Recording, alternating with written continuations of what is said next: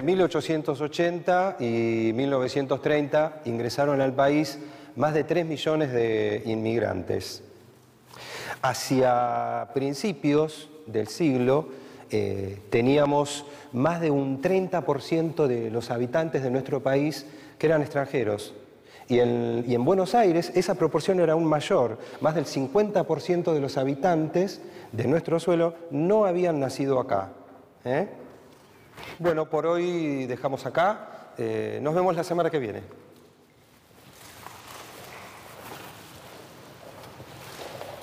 Profesor, quería consultarle algo. Sí, decime. Empecé la investigación sobre el anarquismo y a partir de lo que vimos hoy se me ocurrió que uno de los temas principales podría ser el vínculo que hay entre el anarquismo y los inmigrantes. Están ligados, ¿no? Sí, sí, es muy buena observación la tuya, Ernesto. Es así, o sea, los inmigrantes vinieron en los barcos y fueron obviamente los europeos.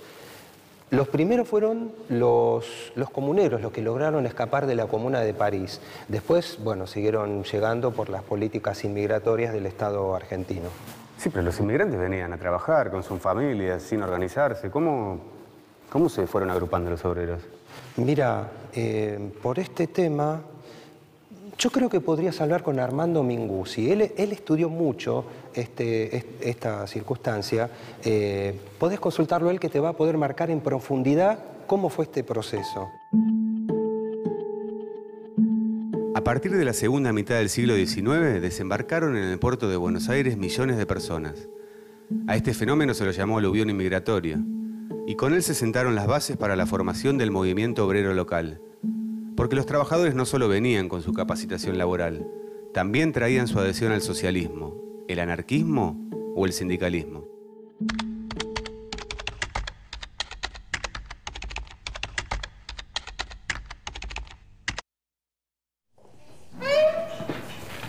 Hola. Hola, buen día. Buen día. ¿Venía a ver a Armando? Sí, está por allá. ¿Acá? Sí. Gracias. Chao. ¿Armando? Decís, ¿bien? ¿Cómo andás? Bien. Yo soy Ernesto, que le escribí el mail. Sentate, dale. Gracias. Estás trabajando, Estoy trabajando en una tesis sobre el anarquismo, sí. me parece muy bien. Lo primero que me surge es cómo llegan las ideas anarquistas al país. Básicamente, las ideas anarquistas se vinculan con las corrientes inmigratorias, la llegada de los primeros inmigrantes. Después de la Comuna de 1871 aparecen estos primeros militantes expulsados de Europa por las leyes represivas después de la Comuna.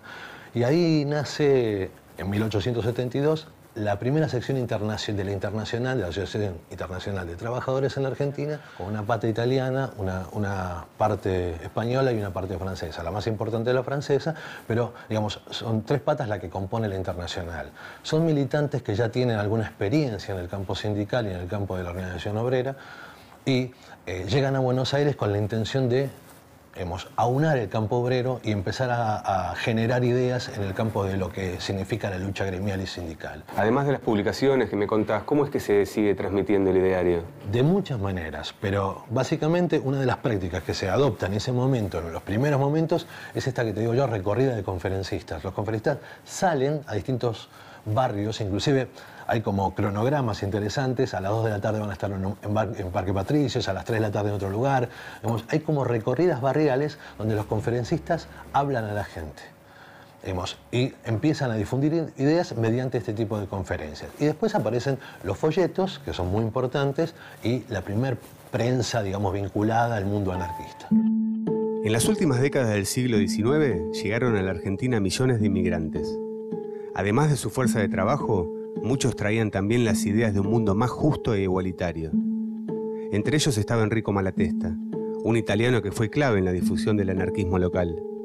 Enrico Malatesta es quien consolida el anarquismo en la Argentina. Es tal vez el cuadro más importante desde el punto de vista político e intelectual que llega en la Argentina. Cuando él llega, hay un pequeño círculo anarquista, pero es él quien consolida el anarquismo en la Argentina, por esta serie de conferencias y también por la publicación de un periódico muy importante, yo diría una revista muy importante, que se llama La Cuestión Sociale, que es un periódico italiano que es continuador de su periódico que él había lanzado en Florencia antes de venir. ¿Y con qué grupos se empieza a asociar acá en Argentina? Se vincula a los grupos previos que se escinden de la internacional marxista y siguen las ideas de Bakunin, y se vincula al grupo de Ettore Mattei. Pero sobre todo él aúna a los demás grupos que están vinculados a las sociedades de resistencia. Él era un enemigo de las sociedades por nacionalidad, de las sociedades ocurros mutuos, de las mutuales, y quiere fundar la sociedad de resistencia porque son los primeros núcleos obreros, verdaderamente obreros, que existen en esta pelea social, en esta idea de la reivindicación o la regeneración social. Básicamente, ese es Malatesta, el primer iniciador del anarquismo en la Argentina, que se va en 1889. ¿Y qué pasa con el mundo obrero con la llegada de los inmigrantes? Empiezan a producir los cambios en lo que hace a las formas de organización. Aparecen las sociedades de resistencia, claramente, y aparecen estas nuevas prácticas sindicales y nuevas prácticas obreras que hasta ese momento no habían aparecido. Aparecen las primeras huelgas, la primera de los tipógrafos, aparecen las primeras huelgas y los primeros movimientos sociales. Digamos, como una línea a seguir en esta idea del desembarco de las ideas, que era desembarcos de algunos cuadros políticos venidos a la Argentina, escapando de las leyes represivas europeas, pero también con la idea de fundar un movimiento obrero importante en la Argentina, que sabían que las condiciones estaban dadas.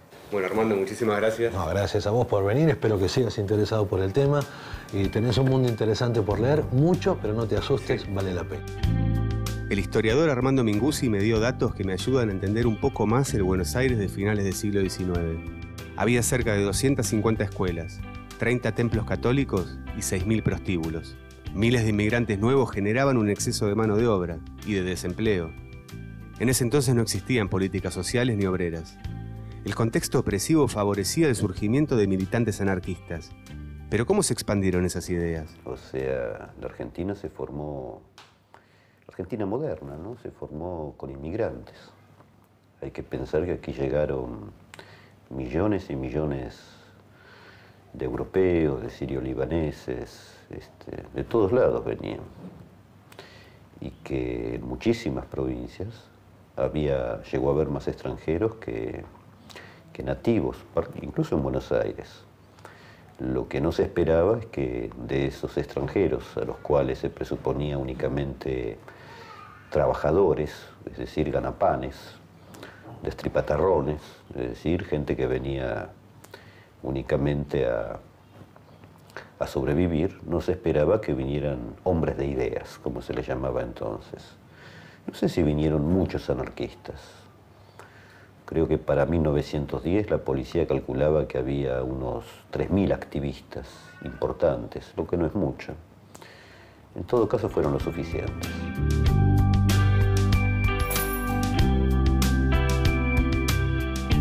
Los anarquistas llegados de Europa tenían el objetivo de educar y enseñar la doctrina libertaria entre los demás miembros de la sociedad. Su propósito era ganar adeptos para su causa y multiplicar así los agentes revolucionarios. Los historiadores sostienen que el anarquismo se propagó por 4 vías: la solidaridad, los libros y folletos, las conferencias y los difusores. De todos ellos, la solidaridad era el principio básico, el motor que ponía en movimiento la actividad libertaria local. La solidaridad, entonces, pensada como un atributo del ser humano, ya sea biológico, ya sea moral, va a fundamentar acciones concretas, ¿sí? Va a sostener, va a ser la idea que sostenga, por ejemplo, la financiación de la prensa anarquista. Es decir, es la solidaridad, es el apoyo mutuo, la que tiene que hacer que los compañeros aporten tanta porción de su sueldo para el sostenimiento de una prensa, el sostenimiento de los presos, el sostenimiento de los familiares de los presos, digamos, el sostenimiento de una huelga, digamos. El principio que va a activar todo esto sería la solidaridad y el apoyo mutuo. La solidaridad es la base de la militancia anarquista. Este principio está presente desde sus comienzos y se expresa claramente en hechos históricos trascendentes, como el de los mártires de Chicago.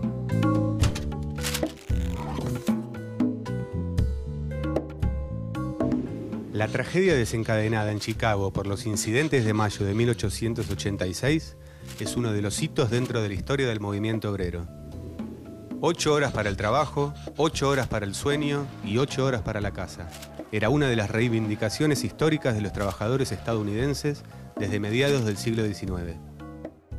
La American Federation of Labor, de tendencia socialista y anarquista, era la central obrera más combativa.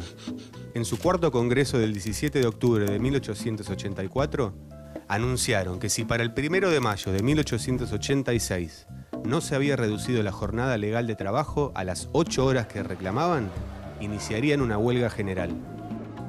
1 año y medio después, los obreros seguían siendo explotados y entonces avanzaron con la medida de fuerza. Ese 1 de mayo, 200.000 trabajadores pararon y en Chicago, la medida de protesta se extendió por unos días más. El 4 de mayo, el conflicto continúa y se produce la llamada revuelta de Haymarket, donde más de 20.000 trabajadores asisten a un acto de protesta por los incidentes. La policía responde nuevamente con una sangrienta represión. Muere un policía y un gran número de obreros. Luego del enfrentamiento se estableció un juicio contra 31 obreros anarquistas acusados de iniciar los disturbios. En un juicio con muchísimas irregularidades, se encarceló a 3 de ellos y otros 5 obreros fueron ejecutados en la horca. Es a ellos a quienes se los conoce como los mártires de Chicago. En su honor, cada 1 de mayo se conmemora en numerosos países del mundo, aunque no en Estados Unidos, el Día Internacional de los Trabajadores.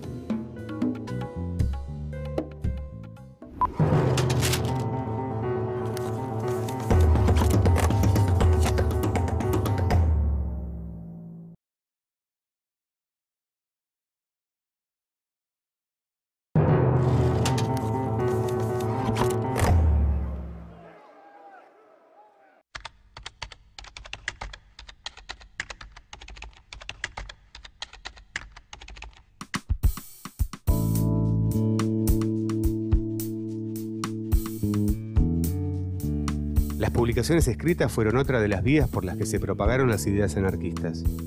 Mediante libros, diarios y revistas, transmitían las bases de su pensamiento, buscando despertar en los lectores la necesidad de luchar por la revolución social.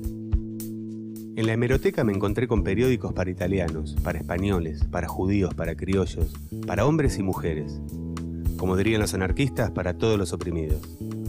Las publicaciones anarquistas eran muchas. ¿Pero qué llegada tenían al público? ¿Qué le sucedía a los lectores de la prensa revolucionaria? Salvo la protesta, casi todas ellas son efímeras. Duran 7 años, duran 5 años, 3. Algunas logran sacar 3 números y algunas un número. Pero constituyen una verdadera red. Si uno ve en relación a las distintas revistas anarquistas y entiende cuáles son los préstamos, las influencias, los debates internos, que son muy álgidos, y que los hay también, ve un movimiento en efervescencia en la década del 90, en la década del 10, todavía en la década del 20, y todavía con algunos destellos en la década del 30, con algunos momentos de intensidad antes del reflujo que sobreviene definitivamente con la emergencia del peronismo, pero que se anuncia de algún modo en la década del 30. El tema de la circulación de la prensa anarquista, fines del siglo XIX, principios del siglo XX, que es el periodo con el que yo mejor me relaciono con la prensa, es difícil de desentrañar con claridad. En principio, ¿cuál es el lector al que apunta la protesta? Digamos, uno podría pensar, naturalmente, son los trabajadores. Pero si uno tiene en cuenta esta idea de que el sujeto anarquista contiene, digamos, una diversidad mucho mayor que la clase obrera, bueno, uno tiene ahí una idea de que hay otros lectores posibles. También hay testimonios de que los burgueses leían la protesta. Es decir, es por más que se concentre, digamos, nuevamente dentro de lo que uno podría llamar el circuito de la prensa de izquierda, incluso por algunas zonas, depende de la etapa de la prensa estrictamente obrera, me parece que es un lector diverso, las tiradas no son gigantescas, ¿sí?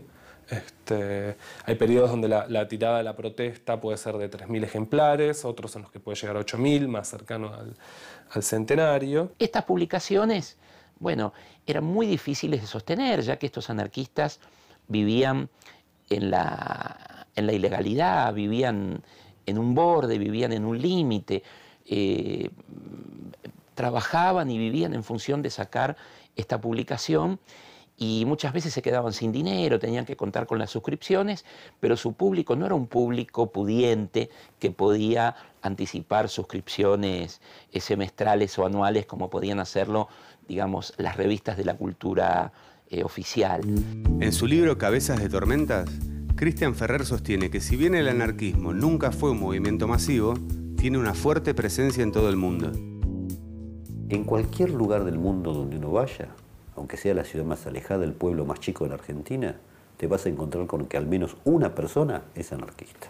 Generalmente un muchacho que pinta una A por las paredes y que se siente molesto y diferente a los demás. Eso es un fenómeno mundial, pero nunca hubo muchos, lo cual no quiere decir que no desarrollaran una influencia. Mi experiencia me dice que los libros anarquistas se venden, y mucho, porque la gente joven, sobre todo, adolescentes, buscan respuestas, y el anarquismo les parece puro, es decir, incontaminado, una ideología de ética irreductible. Además que la propia historia anarquista es una historia bastante fulgurante, una historia de luchas, una historia de creatividad, una historia de consignas contraculturales. Entonces, el anarquismo les dice algo a su propio malestar existencial. Para los anarquistas, los libros eran un medio para expresar sus ideas y encender el espíritu revolucionario de los oprimidos. El francés Pierre-Joseph Proudhon es uno de los autores más destacados del anarquismo clásico, y su principal obra se llama ¿Qué es la propiedad?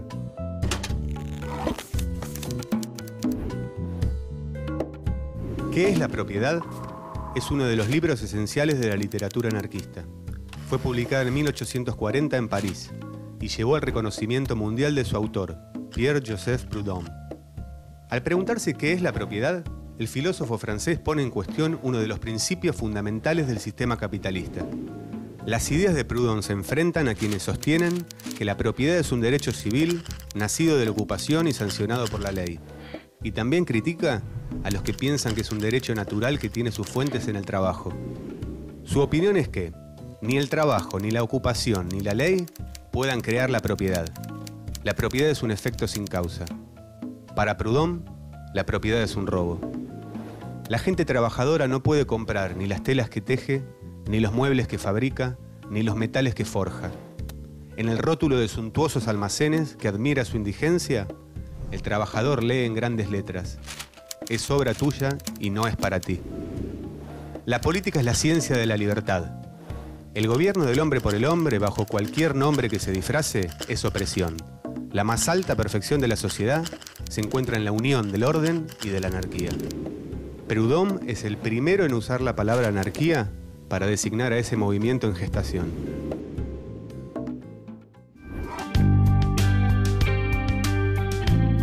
A diferencia de lo que sucedía un siglo atrás, ya no se encuentran cientos de diarios anarquistas. Pero sus ideas siguen vivas. El grupo editorial Madreselva lleva al público aspectos poco conocidos de esta corriente de pensamiento, a través de temas y autores actuales. ¿Hay nuevas ideas? ¿Cuáles son las nuevas lecturas? ¿Cómo se adaptó el pensamiento anarquista con el paso del tiempo? ¿Cómo empezaste con la editorial?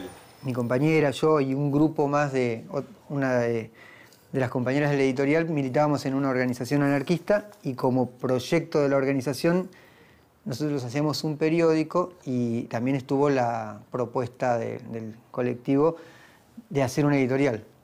El anarquismo tiene cosas que decir más allá de lo político. Pensamos sacar libros sobre educación, sacamos libros sobre nacimiento y crianza, sacamos libros sobre identidad de género. El anarquismo ha publicado libros sobre naturismo, amor libre, sobre las instituciones de una sociedad postrevolucionaria. Ha tenido grandes utopistas, ha tenido escritores que han hecho diseño de sociedades futuras, lo han puesto en novelas, en libros, en tratados. Parte de esa tradición se ha ido perdiendo, porque se han ido perdiendo esos escritores. Y creemos que la discusión que hay que dar hoy día tiene que ver con el rol de los movimientos sociales, con el rol del Estado, con el papel de la sociedad civil. Eso es como el trabajo sobre el que queremos reflexionar desde lo libertario, ¿no? El último libro que sacamos es una recopilación de textos publicados por periódicos anarquistas durante el año 97 y el 2007, digamos, como una mirada del neoliberalismo desde las pequeñas organizaciones anarquistas y entroncamos con nuestra propia militancia, ¿no? ¿Tenés libros acá para mostrarme? No muchos, porque nuestra publicación hasta ahora es de 12 títulos, Pero te traigo una muestra. Dale. ¿Querés? La editorial Madreselva lleva editado más de una decena de libros. Me interesa conocer sus temas y sus puntos de vista, para saber cuál es el presente del pensamiento anarquista. Algunos. ¿Cuál me recomendás?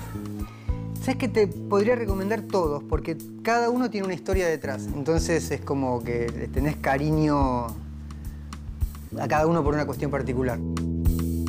Todos los libros de la editorial Madreselva me interesan. Poder y Dominio es una mirada actual sobre el poder, donde el autor se pregunta cómo desde el anarquismo se puede pensar hoy una sociedad más justa. También me llama la atención uno de Rafael Barret, que se llama A partir de ahora el combate será libre, una selección de textos en los que el escritor critica con ironía a los poderosos. Pero si yo hoy me quisiera acercar al anarquismo, digamos. Tenés que ir a militar a algún lado. Los libros te acercan a la literatura anarquista, pero el anarquismo me parece que está en otro lado. Estos son libros sobre anarquismo, pero para mí, particularmente, el anarquismo es la militancia anarquista. Bueno, Leo, muchas gracias por todo. Nos vemos. Chao. Muy gracias.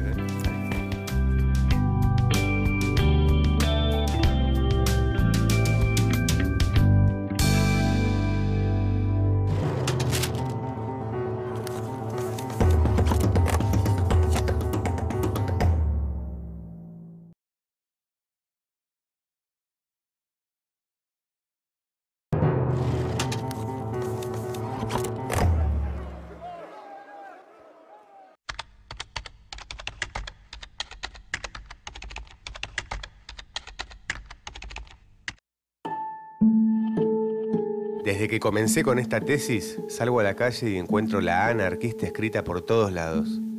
No es que antes no estuvieran ahí, solamente que ahora me fijo en ellas.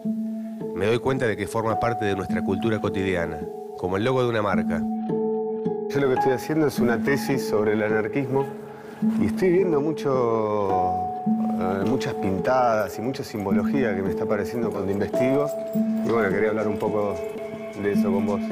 Horacio Winehouse es profesor de morfología en la Facultad de Diseño y Urbanismo de la Universidad de Buenos Aires. Él seguramente va a poder darme algunas pistas para comprender los secretos de la simbología anarquista. Y me preguntaba si hay una estética propia del anarquismo. En general, los productos elaborados visualmente necesitan tiempo y necesitan infraestructura, que es algo con lo que no contaban los grupos anarquistas, digamos, de comienzos de siglo. Es una gráfica que es producto de la huida, por llamarlo de algún modo. Ahora, a medida que avanza el siglo XX, podemos encontrar claramente una cierta identidad, particularmente a partir de los años 50, 60. La A con el círculo está pintada en las paredes de todo el mundo. Son unos trazos simples, pero cargados de ideas y de historia. Y en general se reconoce que, por ejemplo, la letra A sobre el círculo y en un campo negro es un símbolo claramente anarquista. Algunos lo ligan a la idea o la relación entre anarquía y orden de Proudhon y ven en el círculo una O. La verdad es que es un símbolo mucho más moderno, es un símbolo que tiene su origen en un grupo francés en el año 64 y de ahí lo retoma un grupo italiano en el 66, en el 68 en el Mayo francés no tiene una gran presencia, pero sí a partir de los 70 en diferentes grupos, alemanes, italianos, escandinavos, canadienses, norteamericanos, anti-Vietnam y particularmente a partir del punk. ¿Podrías hacer un análisis de la A en el círculo? Su simbología, su potencia gráfica. Es un signo con gran pregnancia visual, o sea, esto quiere decir con mucha capacidad de memorización por parte de cualquier observador. Yo recuerdo muy bien haber visto el símbolo de la A desde muy chico, pero no sabía qué significaba, pero sí me ha quedado grabado en la cabeza. Hay una necesidad de uso de este tipo de signos y cada vez más en una sociedad consumista. O sea, paralelamente a la popularización de la A y de otros signos, pienso en isotipos y en logotipos de marcas comerciales, todos estos signos, cualquiera de ellos tiene algún tipo de rasgo gráfico sintético, por ejemplo, uso de pocos colores, formas que remiten claramente a geometrías simples, principios simétricos en juego, y todo eso hace que sea absolutamente memorizable. Las particularidades más bien tienen que ver con una cuestión de agilidad en el trazo y en la acción que permite graficar esos movimientos. O sea, una pintada es algo gráficamente mucho más intuitivo, más veloz, más rápido que un producto que puede ser pensado en un... Sí, hay una inmediatez de que la A con el círculo se hacen, ¿qué? En ese caso, sí. Si bien la A es el símbolo anarquista más famoso, no es el único. Está la bandera rojinegra del anarcosindicalismo, el gato, la cruz y la bandera negra, entre muchos otros. Todo símbolo busca producir algún grado de identidad en todos aquellos que lo utilizan. Entonces, una de las funciones claras de los símbolos anarquistas es generar identidad por parte de todos sus miembros. Cada grupo hace de ese signo no hace un culto del signo, sino que lo utiliza y lo recorre, lo recrea, y eso a mí me parece sí de lo más interesante. Otro de los elementos que permitieron la propagación del anarquismo en la Argentina de fines del siglo XIX y principios del XX fueron los difusores. Según los historiadores, había dos tipos de militantes que desempeñaron roles diferentes.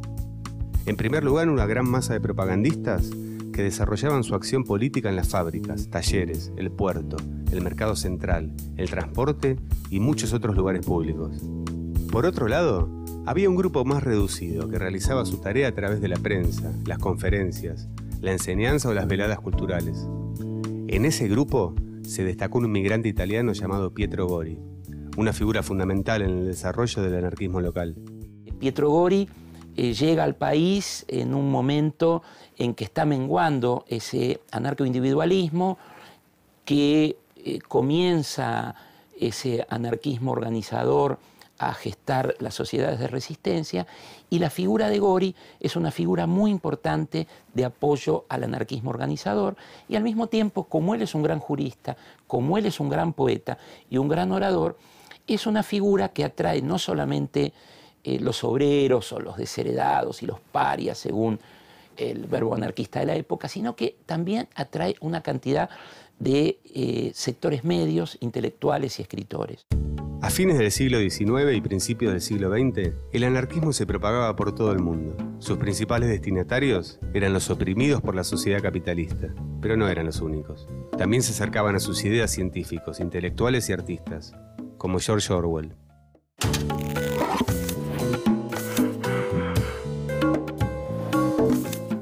George Orwell fue un escritor y periodista británico. Escribió muchísimas crónicas y ensayos y alcanzó la fama mundial con sus novelas Rebelión en la Granja y 1984. Lo que muy pocos saben es de su participación armada durante la Guerra Civil Española. Llegó a Barcelona el 26 de diciembre de 1936, en pleno apogeo de la Revolución. Iba para escribir unos artículos periodísticos, pero el clima de la ciudad lo incitó a sumarse al combate. Toda esa experiencia fue plasmada en el libro de crónicas Homenaje a Cataluña. Allí cuenta su admiración por los anarquistas catalanes y su vida cotidiana organizada siguiendo principios libertarios. Orwell se alistó como miliciano del POM, un partido de orientación trotskista, y sirvió como soldado raso y como oficial en las zonas de Cataluña y Aragón. De nuevo en Barcelona, vive las jornadas de mayo de 1937, un enfrentamiento interno del bando republicano, en el que anarquistas y trotskistas son reprimidos por los comunistas. Molesto por la persecución estalinista y temiendo por su vida, huye de España. Su visión del totalitarismo quedaría registrada en sus dos novelas más populares. Rebelión en la Granja es una alegoría de cómo se corrompieron los ideales de la Revolución Rusa durante el gobierno de Stalin. Y 1984 es el retrato de una sociedad futura, dirigida por un régimen totalitario. Las dos novelas fueron escritas luego de la Segunda Guerra Mundial. Orwell murió en Londres, poco tiempo después, en 1950, a los 46 años.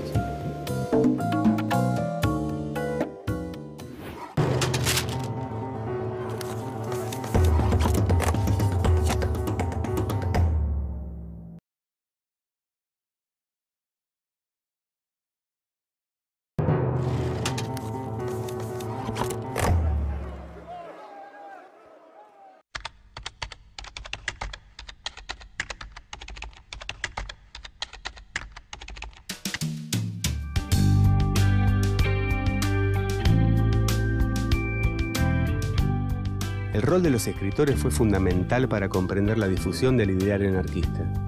Los libros y periódicos eran una gran herramienta para sumar adeptos a la causa libertaria. Los anarquistas creían en el poder de la palabra, eso es claro. Eran ilustrados, por decirlo así. Es decir, pensaban que para que el anarquismo creciera había que fundar una biblioteca, había que fundar una librería, había que instalar una escuela libre o racionalista, como le llamaban. Había que construir libros de texto de orden distinto. Yo creo que lo que define el anarquismo de un texto es sobre todo el lugar de circulación que tiene ese texto, ¿no? Y uno lo ve en la prensa anarquista, que es una prensa muy expropiadora, ¿no? En el sentido de tomar textos de diferente procedencia, diferentes autores, que incluso pueden ser críticos del anarquismo, pero recortarlos y colocarlos de determinada manera que cumplen con la función de lo que debería cumplir la prensa anarquista o la literatura anarquista, que es contribuir a la causa, difundir el ideario, luchar contra las injusticias. Hay ciertas zonas que inaugura la literatura anarquista que van a ser de amplia duración dentro de los discursos expresivos de la izquierda, que tiene que ver con efectivamente empezar a dotar de forma literaria a ciertos sujetos sociales que van surgiendo a veces contemplados en su novedad. Por ejemplo, el obrero, el delincuente de la gran ciudad. Es muy interesante también algo que ocurre en la literatura anarquista y la prensa anarquista en general, que es el siguiente. Por un lado, muchos textos que aparecen son anónimos, como dando a entender, no importa quién los escribe, sino qué es lo que se escribe, ¿no? Muchos otros son escritos con seudónimos, que los conocedores de la prensa saben o intuyen quién puede ser el nombre real que está atrás de ellos, ¿no? Pero también muchos firman. Entonces, aparece también allí la figura del escritor anarquista, es decir, aquel que se define a sí mismo a partir de la especificidad literaria. Yo soy escritor y desde la literatura decido intervenir en la política. Los anarquistas confiaban en el poder del arte para transmitir sus ideas. Además de la literatura, también contaron sus historias a través del cine, un medio que se hacía cada vez más masivo a principios del siglo XX. La Cecilia es una película que recrea la historia de una comuna anarquista del mismo nombre, establecida en el sur de Brasil en 1890. Sus miembros fueron alrededor de 200 colonos que llegaron a América con la intención de fundar una nueva sociedad sin jerarquías. Quando l'anarchia verrà, tutto il mondo sarà trasformato e lo Stato diventerà il ricordo d'infame passato. En la colonia se vivía según los principios libertarios de antiautoritarismo y cooperación. El objetivo era que las relaciones sociales no estuvieran determinadas por el egoísmo ni por ningún tipo de dominación. Pero más allá de las buenas intenciones, los conflictos no tardaron en aparecer. Il Gran Turco che ho tentato io! Guarda che il Gran Turco non è solo tu! Calma! Io ho ragione! La cosa è seria. Qualcuno ha trascurato i suoi doveri verso la comunità. E noi abbiamo il dovere di sapere chi è. Scusa, ma che stai in coppa al tribunale? Sbirro! Sbirro! State a sentire, compagni. L'errore fondamentale degli anarchici, avversari dell'organizzazione, è credere che un'organizzazione non sia possibile senza autorità e preferire rinunciare ad ogni organizzazione piuttosto che accettare la minima autorità. Guarda che non fa impressione a nessuno. L'ha detto Malatesta, il nostro più grande anarchico, e non rompere i coglioni con la tua irresponsabilità! Compagno Lorenzini, noi contadini siamo con te. Noi contadini sappiamo che c'è bisogno dell'organizzazione. ¿Organizzazione? Sí, propietà. Realizada en 1975, La Cecilia fue la ópera prima del prestigioso realizador, teórico y crítico francés Jean-Louis Comolli. El director de ideología anarquista plasmó un retrato de las ilusiones, pero también de los contratiempos de aquellos que se animaron a vivir una utopía libertaria.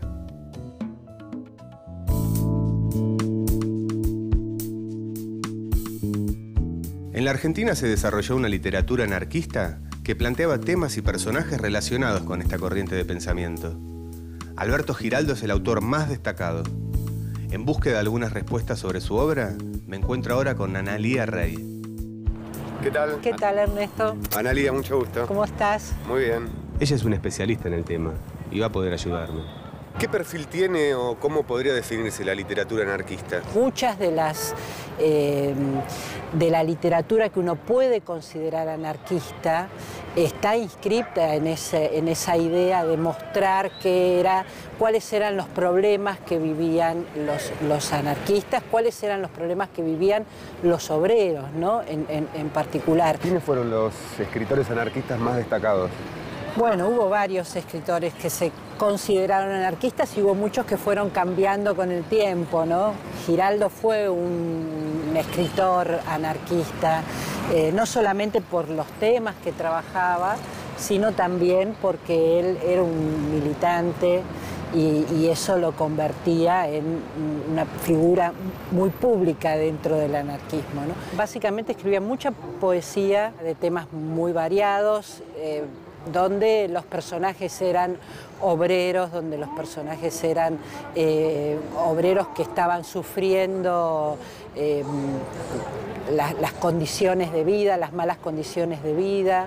Muchas eran mujeres que se dedican a la prostitución. Y después el gaucho, o sea, los gauchos son figuras pero muy emblemáticas para Giraldo. Escriben ficción, pero siempre desde una necesidad, un reclamo, una protesta social.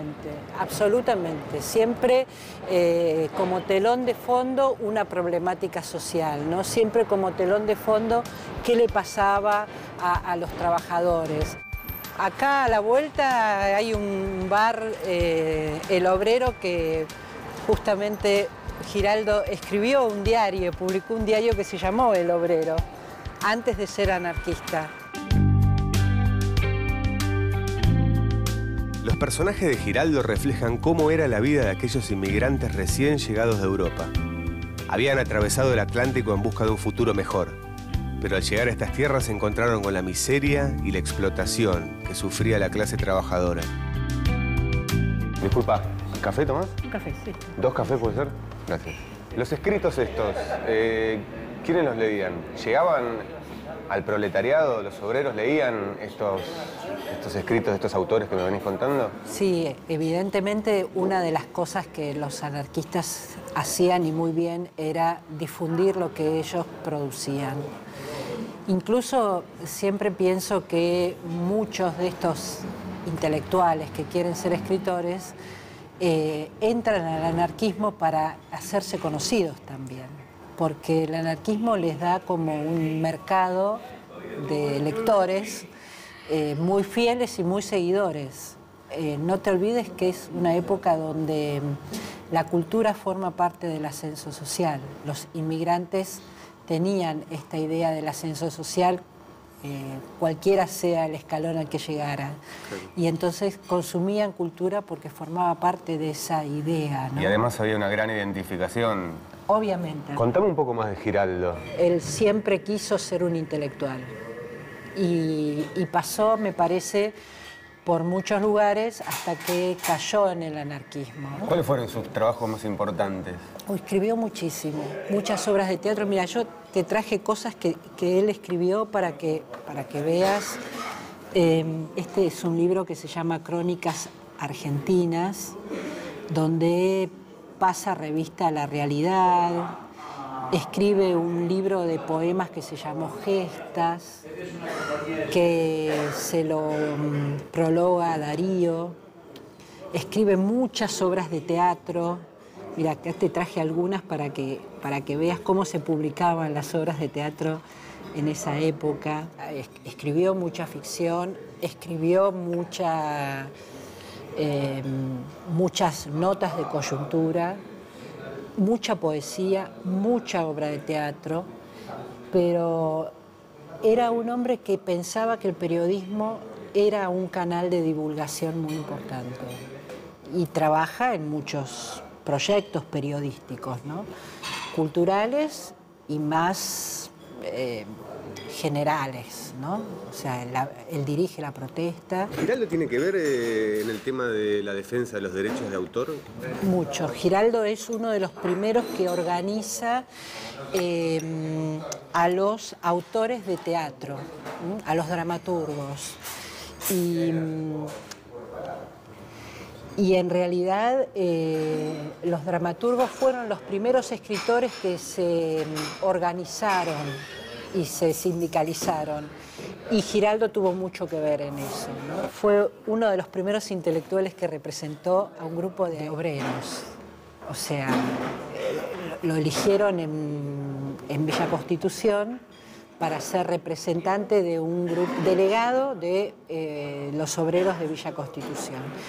Y eso era una cosa imposible, no común en la época, ¿no? Porque había una disputa entre intelectuales y obreros, ¿no? Si el trabajo intelectual era un trabajo o no. Y sin embargo él logró insertarse también en el mundo obrero y tener un lugar y ser muy respetado entre ellos. Giraldo era un escritor, ¿no?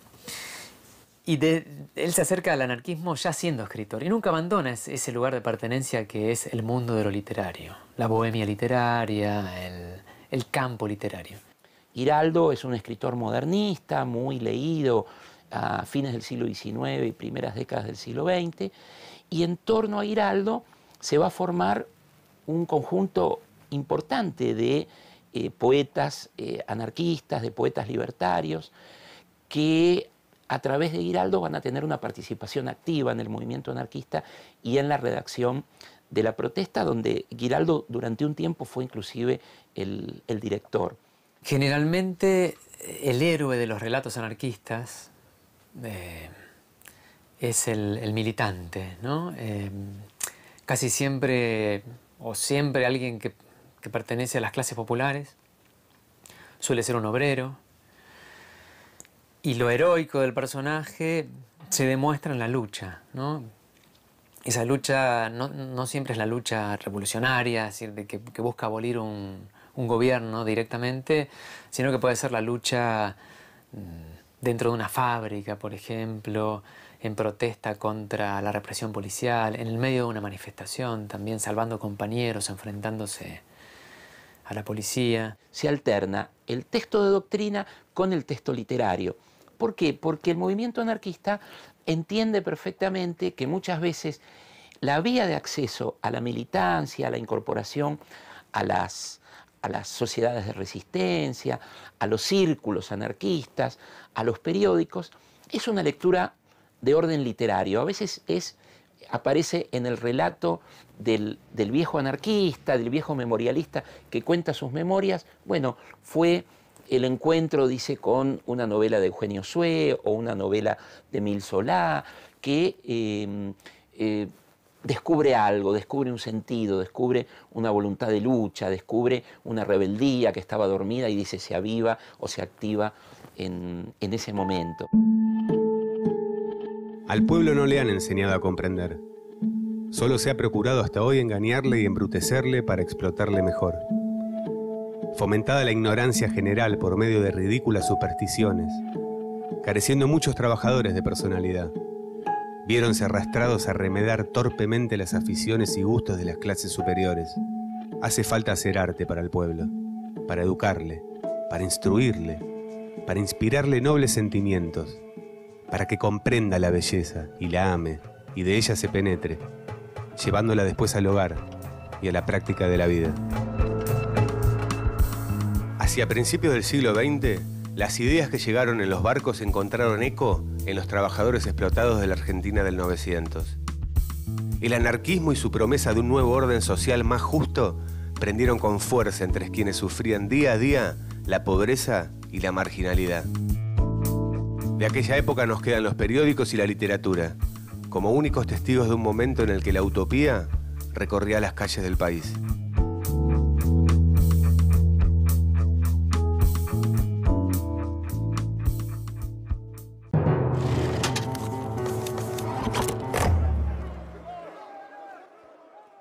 Profesor, tengo una pregunta para hacerle. Sí, decime. ¿Realmente llegó a ser popular la organización de los trabajadores anarquistas antes del peronismo o siempre se mantuvo en un sector marginal? Mira, ninguna de las agrupaciones obreras tuvo la trascendencia y la masificación que tuvo el peronismo, a partir del 45 sobre todo. Pero en los primeros años del siglo XX, la agrupación que más representaba a los obreros era el anarquismo. Yo creo que en el anarquismo hay una idea de que no importa tanto si uno es obrero o no, sino que lo que importa efectivamente es que uno sea anarquista. Se tomaba al anarquismo y a la figura del anarquista especialmente, no como una forma o un pensamiento político, sino en términos deshumanizados en muchos casos, como sectas religiosas, como monstruos, como lo contrario y lo amenazante de la civilización. ¿Y ahí qué estás escribiendo? ¿Qué dice? De cada uno según su capacidad, a cada uno según su necesidad, de Kropotkin. Kropotkin. Y la idea, viste, de los afiches y eso es sacar el texto de adentro del libro para que tenga otros escenarios en los cuales cualquier persona pueda encontrarse con un texto, con unas palabras, viste, con una idea. Y todas las facturas que ves acá tienen un significado, digamos. ¿Las tortas negras también? Las tortas negras contra la policía, por el gorra. Ah, mirá. ¿Ves? Por la croqueta, como decimos nosotros, ¿no? La FORA, digamos, se basa en la lucha. Y entonces la lucha tiene que estar día a día. Claro. Llevar la organización a la calle y ponerla a vivir de nuevo. He dicho que hay 3 trabajadores y estoy de acuerdo con la FORA nunca va a dejar de existir. No somos cada vez más, compañeros.